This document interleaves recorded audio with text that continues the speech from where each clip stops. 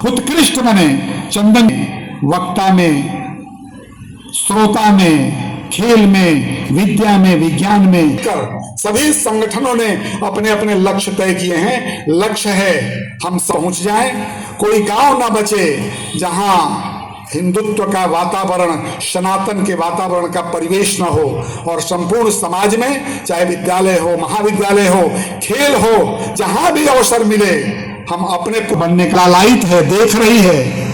हार गई दुनिया, सब करने के बाद भी आज सबने कहा है कि भारत ही कर्षा। अब दुनिया को आगे ठीक रखने का दायित्व और शक्ति केवल भारत में है, क्योंकि भारत ने आजन्म केवल शांति की साधना किया है। भारत में युद्ध के कहीं प्रमाण नहीं मिलते, शास्त्रों के बल पर, अपने व्यवहार के बल पर। सर्वप्रथम आप सबको आभार और अभिनंदन भी। इस खेल का मकसद है कि यह भारतीय खेल है, राजाओं का खेल है। इसमें बुद्धि और शारीरिक दोनों का विकास होता है इस खेल के माध्यम से। तो इस खेल का मकसद है कि बच्चों का विकास हो। ये प्राचीन ज़माने में लोग कहते थे कि खेलोगे कूदोगे होगे नवाब, पढ़ोगे लिखोगे होगे नवाब, खेलोगे कूदोगे होगे खराब। पर अब अवधारणा बदल गई है। अब अवधारणा हो गई है पढ़ोगे लिखोगे होगे नवाब, खेलोगे कूदोगे होगे लाजवाब। अब सरकार भी इसको मान्यता देने लगी है, नौकरी पाने लगे हैं बच्चे। सरकार भी कहती है मेडल लाओ नौकरी पाओ।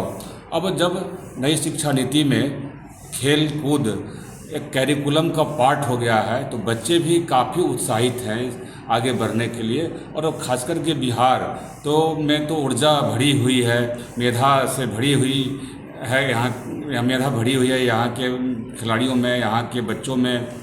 तो इस खेल के माध्यम से यह संदेश देना चाहती है सरकार के कि अब कोई भी ऐसा बच्चा नहीं है जो भूखा रह सकता है। अब केवल ग्रेजुएशन कर लेना, वह व्यक्ति अगर उसमें स्किल नहीं है तो वह बेकार माना जाता है। उसके अंदर स्किल होना चाहिए, चाहे वह खेल का स्किल हो, ड्राइवरी का स्किल हो, कोई न कोई ट्रेडिंग किया हो, कोई न कोई स्किल हो। यानी सरकार चाहती है कि हर हाथ को काम मिले, और हाथ को काम तभी मिलेगा हर हाथ को जब सारे व्यक्ति स्किलफुल होंगे, कौशल युक्त होंगे।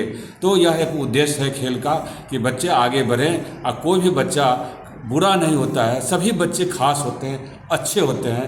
तो उनके अंदर जो मेधा छुपी हुई है, उन मेधा को निखारने के लिए हमारे टीचर लगातार प्रयास करते रहते हैं। जिन बच्चों में खेल की प्रतिभा छुपी हुई है वो खेल के माध्यम से आगे बढ़ सकते हैं। कुछ बच्चे गणित में अच्छे होते हैं, कुछ बच्चे विज्ञान में अच्छे होते हैं, कुछ बच्चे भाषा में अच्छे होते हैं। उनके अंदर जो मेधा छुपी हुई रहती है, उन मेधाओं को निखारते हैं हमारे टीचर।